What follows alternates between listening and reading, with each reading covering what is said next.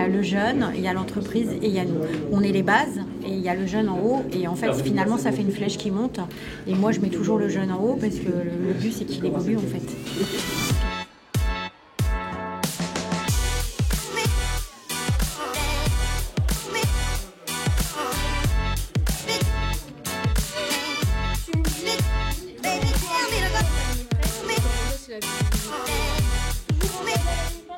En entreprise, on leur demande d'être responsable d'une caisse, on leur demande d'être responsable d'une relation client. Ils ont des responsabilités, donc quand ils sont ici, ils ne veulent pas être pris pour des enfants.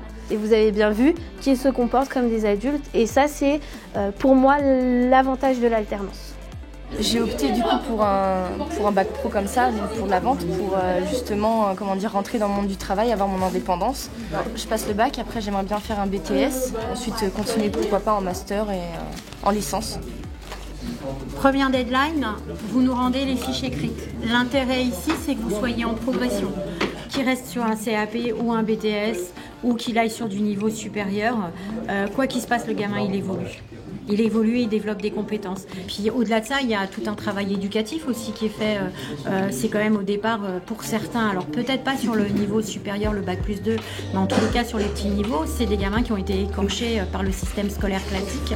Certains jeunes arrivent chez nous et en grande difficulté parce qu'ils ont eu chacun une histoire et leur histoire n'a pas été facile. Donc à nous de retravailler ça ensemble, de les mettre sur les rails, avec eux de faire éclore leur projet professionnel. Et quand vous arrivez au bout de 2 ans et qu'ils sont devant la feuille pour voir qu'ils sont admis à leur diplôme, c'est gagnant-gagnant quoi.